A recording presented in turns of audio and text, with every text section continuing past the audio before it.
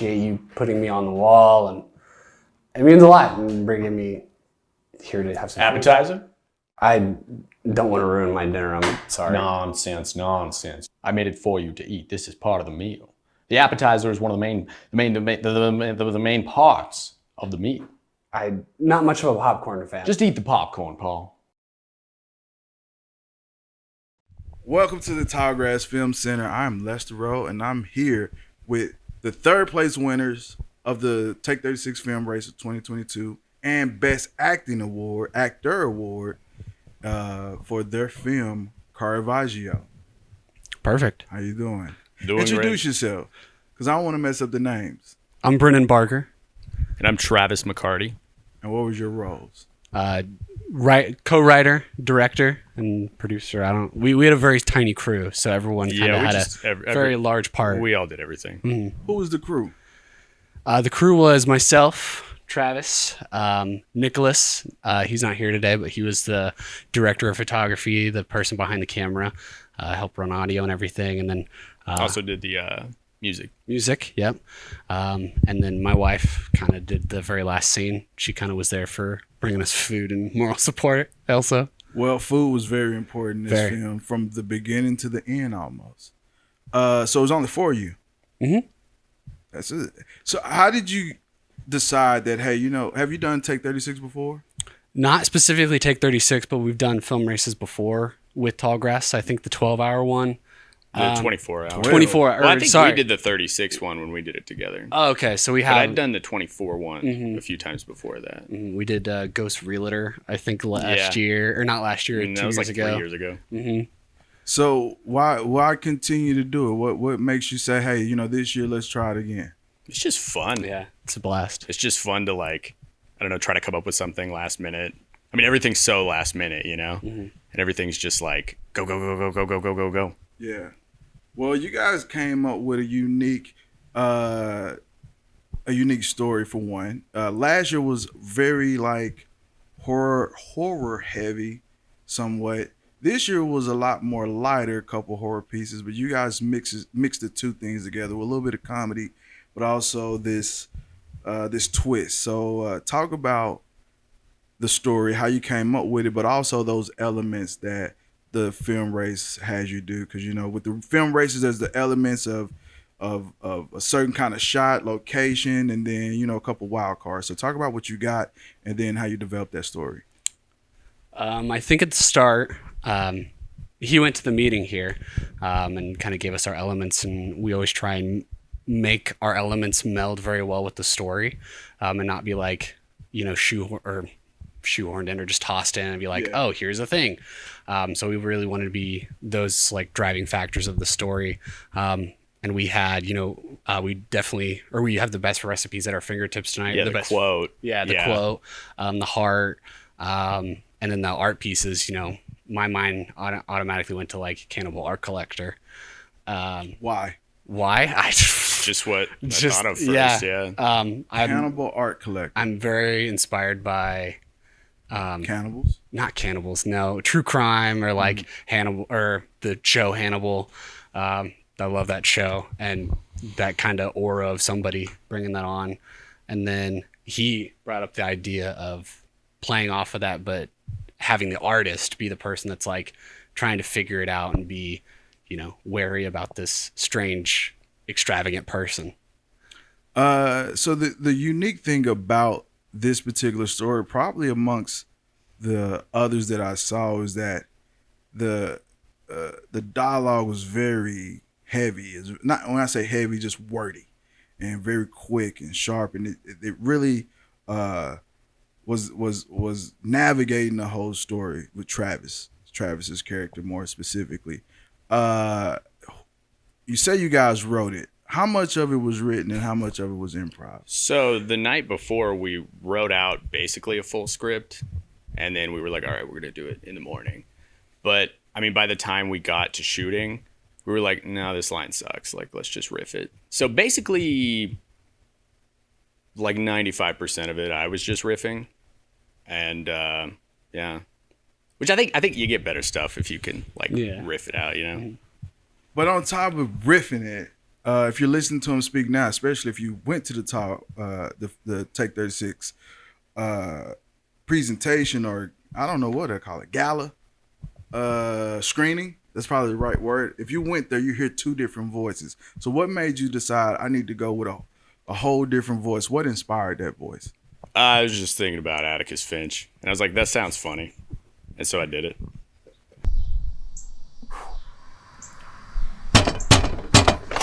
Oh, my boy. I knew you'd come. I'm so happy you chose to. Come inside.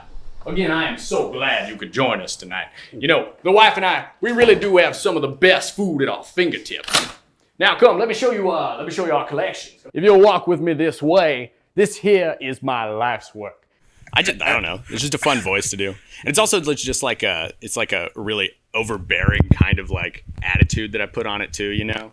And so like he gets there and he's like, what's happening, you know? Yeah. Yeah. So Atticus Finch from To Kill a Mockingbird. Yeah. That's a movie. Yeah. But it's a book first. Yeah. So how would you even know the voice? Oh, I don't know. Just Southern lawyer, you know? An interpretation of an interpretation. Yeah. Yeah. Well, you did well. You got the Best Actor award out of it. Do you do other voices? In this? No, period. Oh, I mean, I can. Yeah. Yeah. Give me three. Oh, don't do this. Don't do this to me. Now he's got more pressure, I feel. Yeah. What do you want? Yeah, I mean, I can do a lot of voices. Yeah. I like, I don't know, I like practicing accents, but. So, were you an actor, or is this something you just kind of picked up just out of fun? I mean, I've always acted, like, with my friends. I've done little shorts with my buddies, like, since I was a kid. Trained or not trained? Did you go to school? Or? No training. In his day-to-day life, he is an actor too. He will just come in. We work together, and so he'll just come into kind of our little office area and just do a bit at the start of the shift or whenever, what have you, when you get back from something. And it's just a blast because he's just amazing. I'm a blast. He is a blast. Blast off. Brain blast. I wouldn't have expected that. You just come in, you just brighten everyone's day. When they say Travis, oh, here we go. It's game time. Everybody, we get into improv. Put your pencils down. Yeah, we have those times. So. Yeah, we there's some times where it's just like, let's just run something at work, and it's just, hey, let's quickly write a short thing or whatever. So did that make that easier for you guys to do these film races, knowing you kind of already do something similar to this on a regular basis that can make it easier to develop a story out of? Oh yeah. Mm-hmm. Like over the years working together, like the job that we work is super like hurry up and wait, you know, like really fast turnarounds. So I feel like that's really helped our skills with races like this. What was the most complicated thing about you guys' short? The length. It was too long. Too long. Yeah. Yeah. Mm-hmm. Yeah. Because we had the first part cut, which was supposed to be like an art deal. Like he was like meeting a guy online, and we had it cut before we shot the rest. And then when we got to the edit, we were like, "Oh, we cut way too much." Yeah, you know? You cut too much. Mm-hmm. No, we cut it too long. I'm sorry. Oh, yeah. So how did you figure out what to cut out? What was those elements that you had to sacrifice to get down to that? What was it, 6 minutes? Yeah. I think just watching it over and over and over again. I think we watched it 50 times in the time that we tried to edit it, or just like little segments just over trying to cut out beats. There was a lot like, you know, letting things breathe. And the beginning was a little long with, you know, Nicholas, our other person that was working with us. Mm-hmm. He does a lot with modular synthesizers and a lot of music, and we wanted to let that shine as well. So we had to cut a little bit of that at the front, kind of the title card, credits, and, you know, trimming it way down to fit that in. And that, I think, you know, we got some corrections back in our ending. So trying to figure out our ending too. So tell the story, the story of Caravaggio, how you came up with the title, and how did you figure out this is, you know, these are the main things that we want to do, and if those even got executed the way that you imagined it would. Well, as a cannibal, like the main joke that I was thinking was like artichoke heart, you know, like to integrate the heart. And we just kept talking about that. And Nicholas was like, oh, why don't we call it Caravaggio? He stabbed a guy over some artichoke hearts. And we were like, cool. Like, I don't even know. I don't even know if that's true, but No one fact checked that. nobody fact checked us. Because That's I what mean, matters. the joy of this is filmmaking. Every step of the way you're making decisions, and this kind of forces you to make those decisions because we'll work on something and it'll take us months to do something because we have that luxury of time to okay, do we want to do this? Do we want to do this? And we'll all kind of get in a circle and kind of talk around everybody and come out. Okay, did we have a solution? But with this, it's like, okay, we need to do this. We have a set date and we need to finish it. So it's kind of the why, with like the fact checking, it's like, we didn't have time. It's like, yeah, it works. Oddly enough, that's what you do on a day-to-day basis. Yeah. But now, kind of what you guys do probably has helped in this process because you edit every day. Right. You have to turn it around every day. Is there anything from what you do that help in addition to those things that kind of help translate developing and finishing a story like this? I mean, I would say like one of the biggest things is, knowing when to give up on things, like knowing like you got to kill your darlings, like that helped with trimming it down.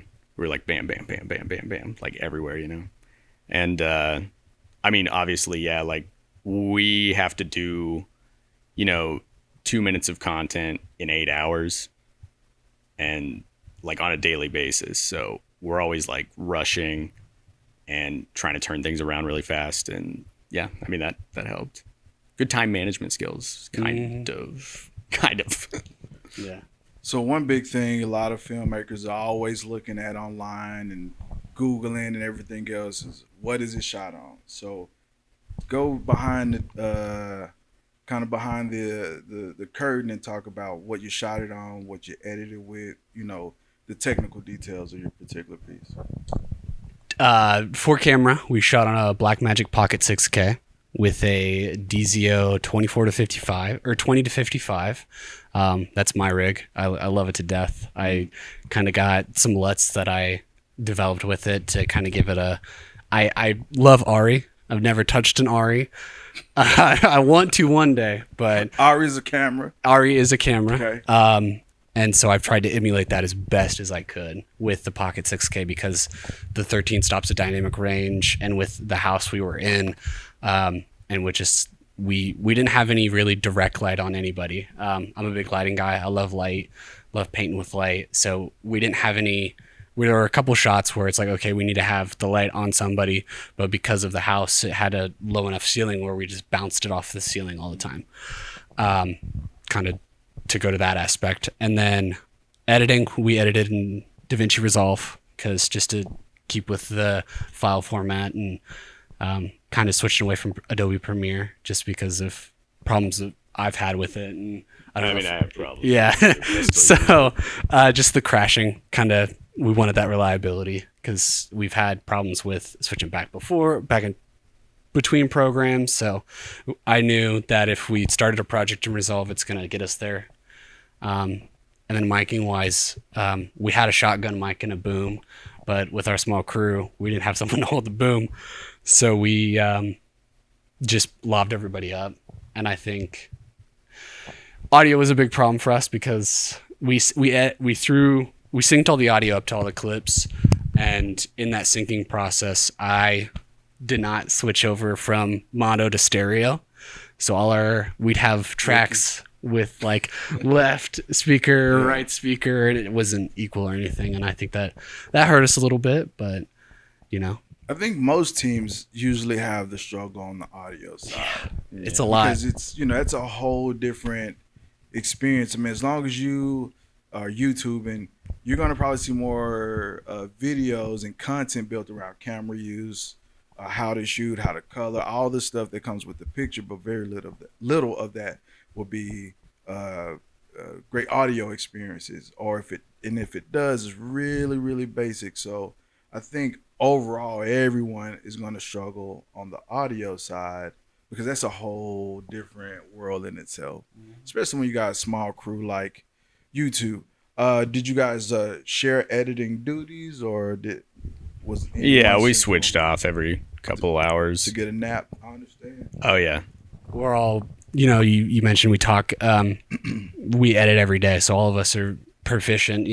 I feel confident in all three of our abilities to throw us in any editor and be able to at least spit something out.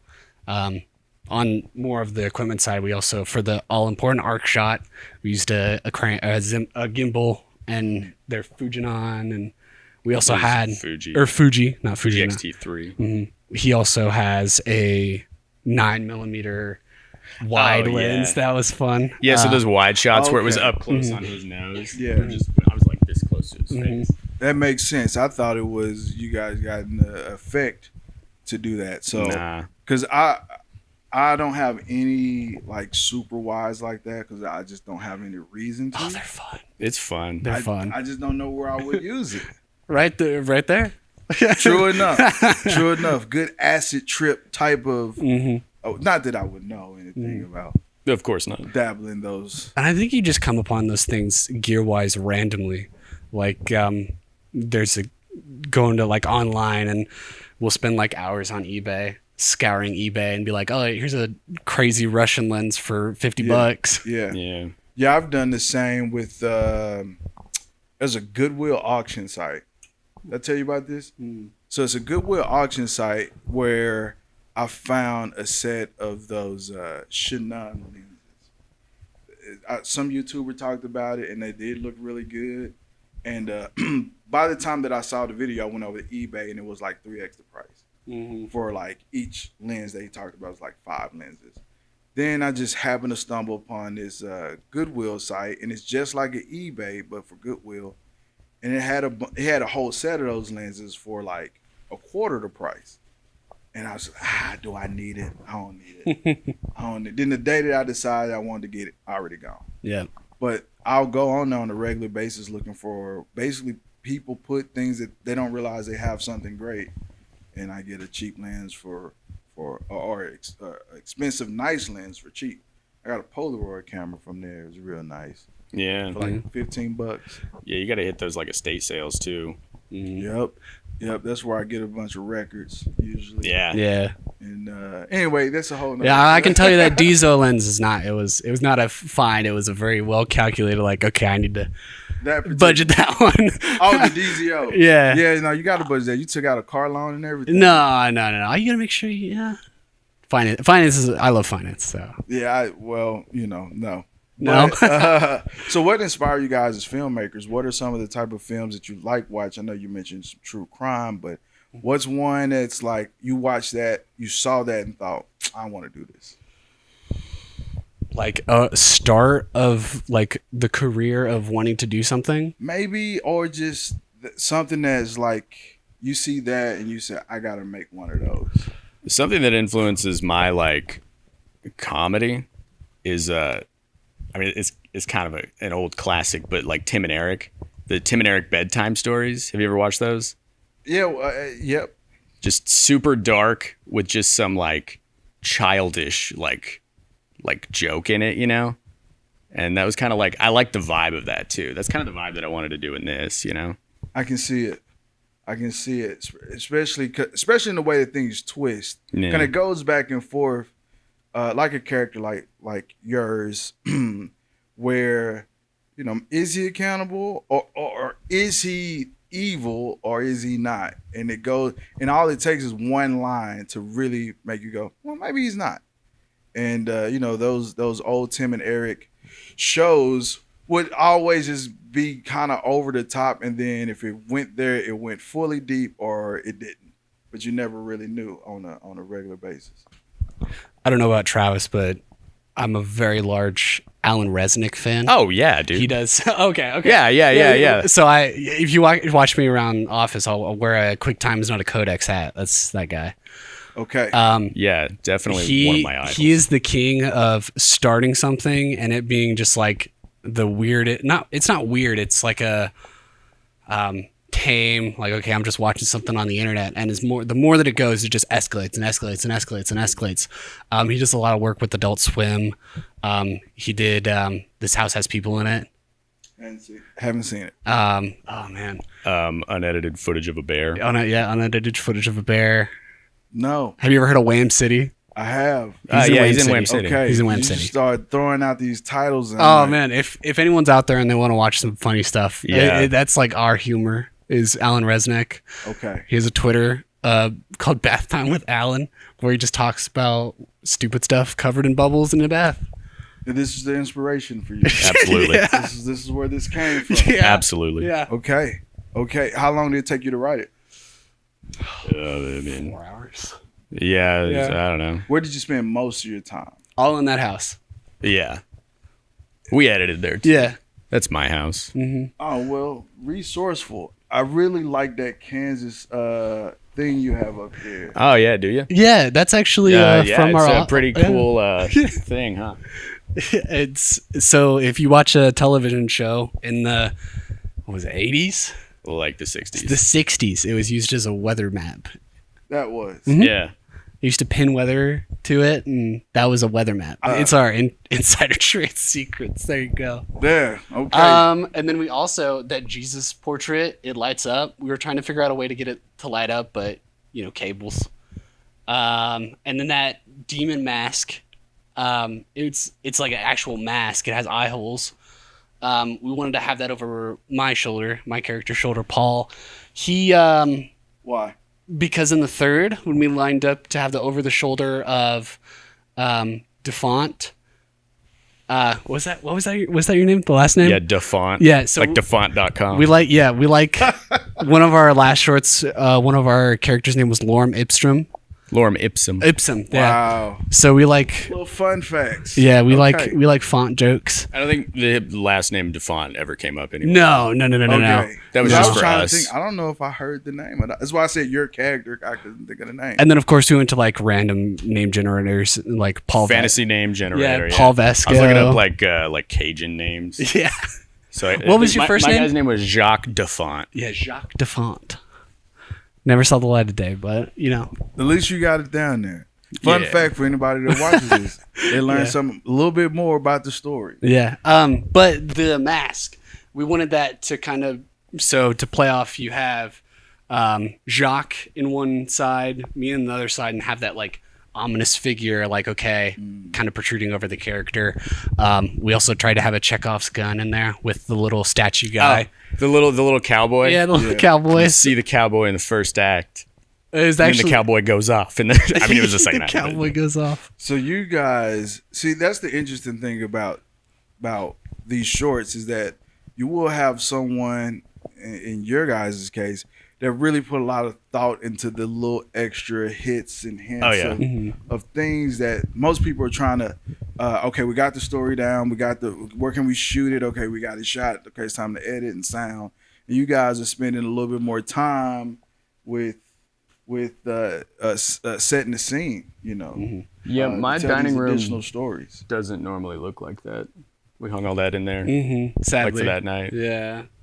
It was also super hot. It was 'Cause very we turned hot. off the Yeah, AC. you just don't want the AC to ruin the mic takes, even though our audio is. So, what do you think about a winter film race?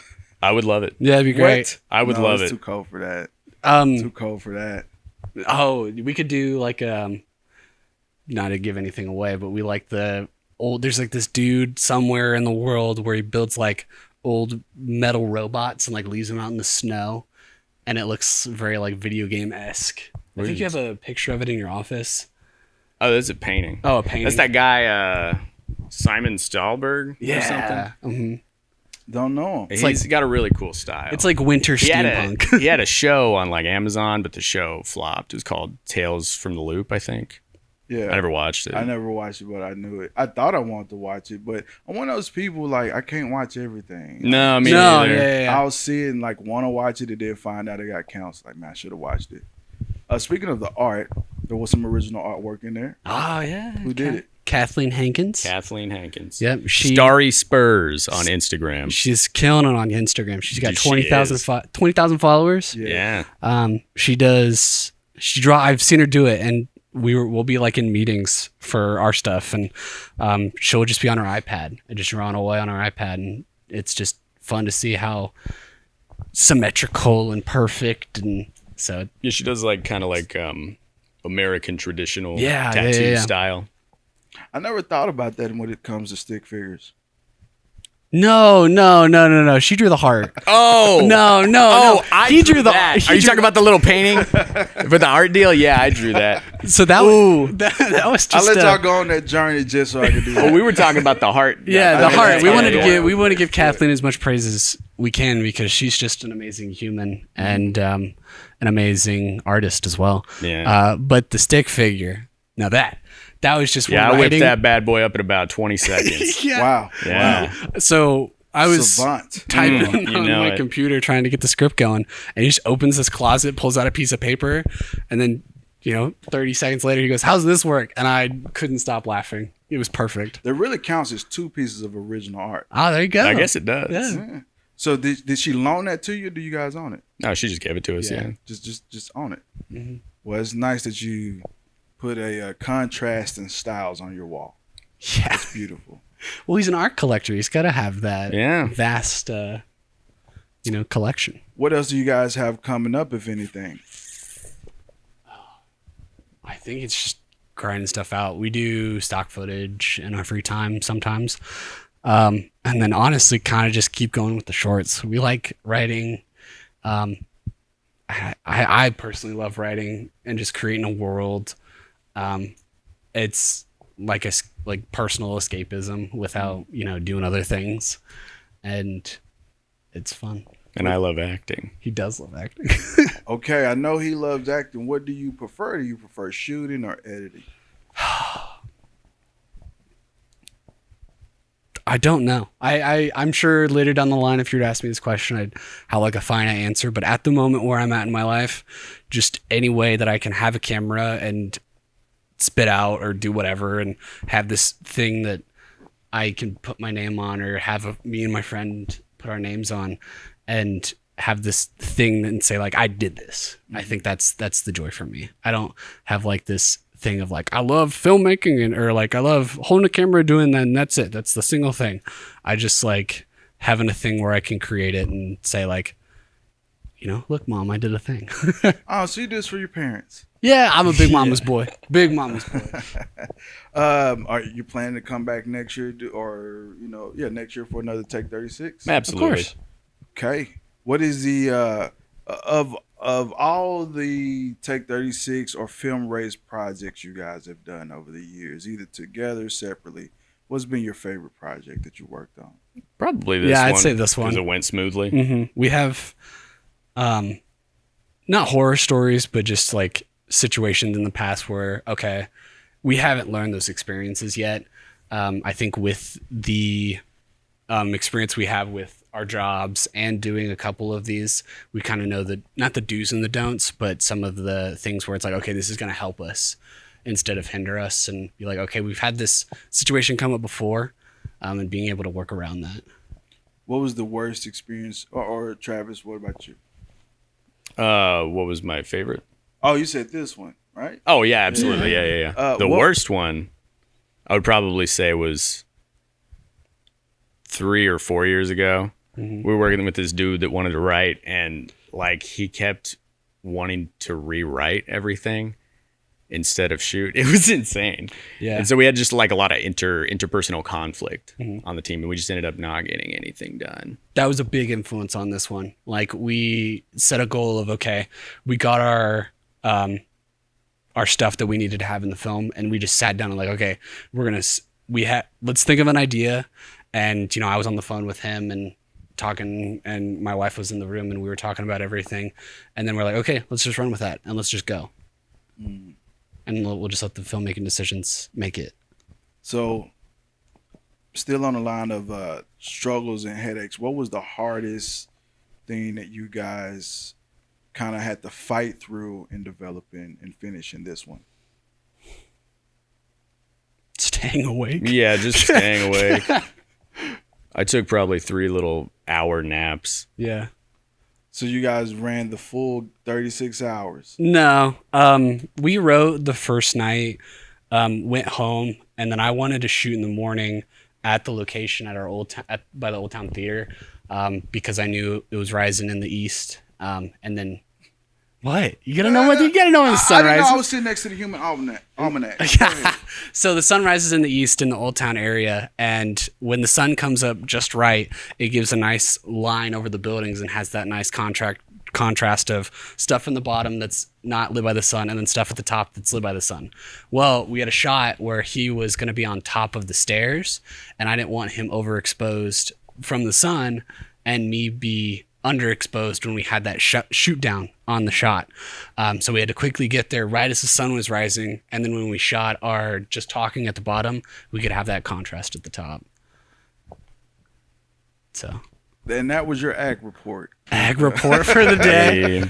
The sun rises in the east and sets in the west. If you didn't know, Hey, that was nice. I mean, I wouldn't have. Probably many people would have not thought about that. You got to think about the sun. Yeah, but you know, It's the you're best moving source of so light. fast, and you're like, all right, you show up and find out, this is gonna be bad. I used to work at a place where I had a ton of knowledge about cameras and light, and I would sit when it was slow. I would sit and read books like lighting technique books.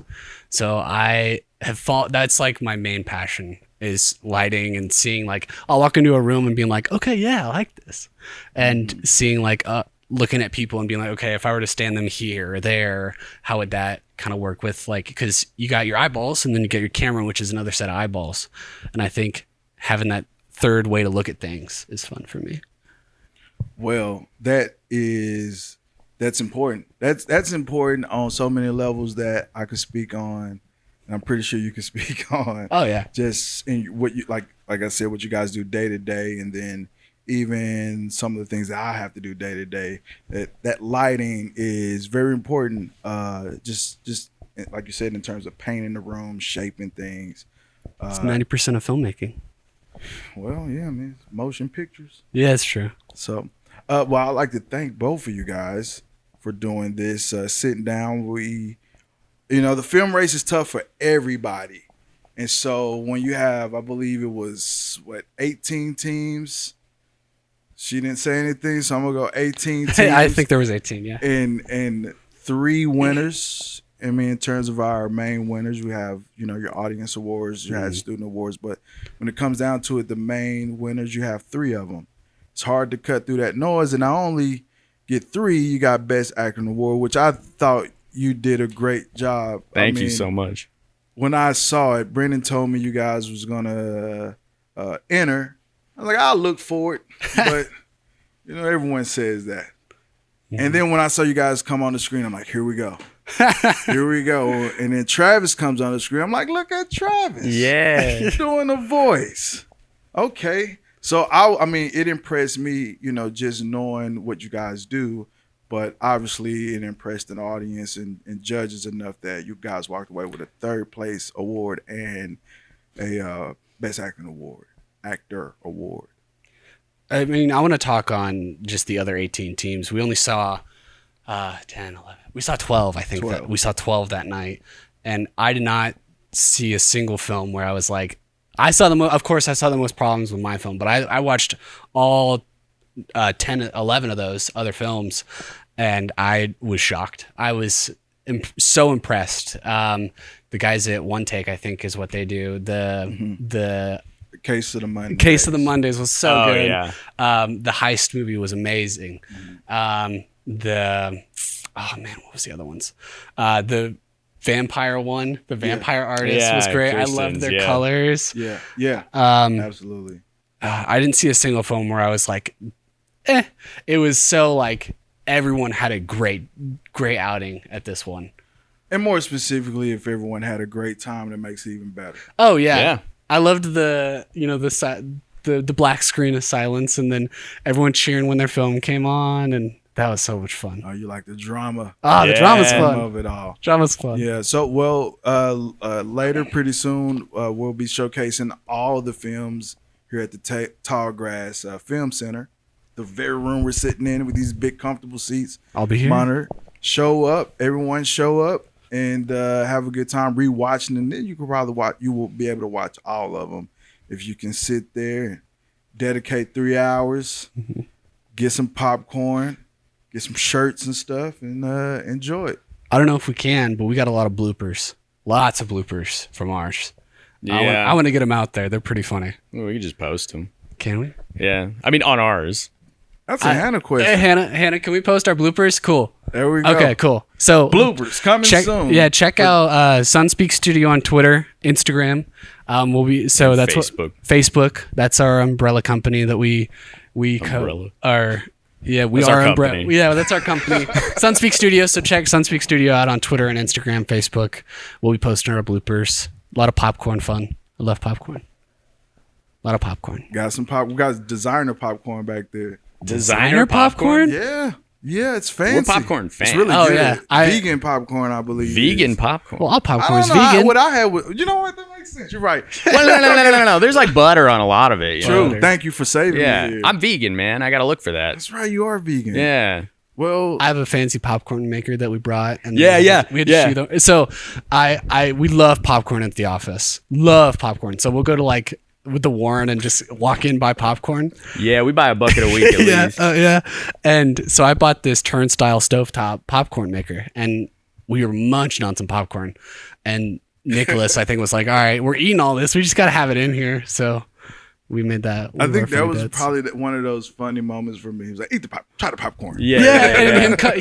And so the situation where I'm like looking off, like, oh, I actually messed up my lines, and we left that in, just because it was It so was like hard for us to do that scene. We both kept laughing. hard. And of course, you got his wife, which is my wife, actually in the film. Wow. Standing to the Say. yeah. I'm not Progressive. married. No, we don't have a weird thing going. Continue.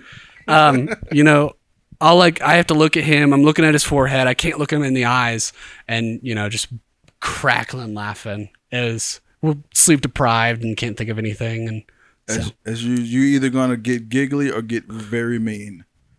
Yeah, we didn't get mean this time. None of us got mean. Yeah, we've had times where it was like, dude, come on, but no. I had a moment where I was just like, I just need to take a nap. I'm getting cranky. You were wrapping this up, and I apologize. No, it was another anecdote about the popcorn. We need to know that popcorn fact. I need to know that popcorn Any other strange facts? because I said vegan popcorn, and popcorn is very much vegan. Not all of it. Raw popcorn in the wild is vegan. I mean, yeah. What? Yeah. Most things in the wild are vegan. Those things in the wild are vegan. Plant-wise. Yeah, plant. Yeah. Plant-based popcorn is where you want to Yeah. go. So thank you both for coming. Yeah. We'll make sure everyone visit Sunspeak. What is this? It's just Sunspeak. It's just Sunspeak. One word. One word. SUNSPAK. Thank you for Yeah, We'll put it on the SPAK. screen somewhere. There, get it. I can't spell, so you're good. I'm definitely not gonna spell Caravaggio. I don't know if I could CARAGI. either. Oh, I lost it to the G. And we're done. Thank you both for coming. No problem. Caravaggio.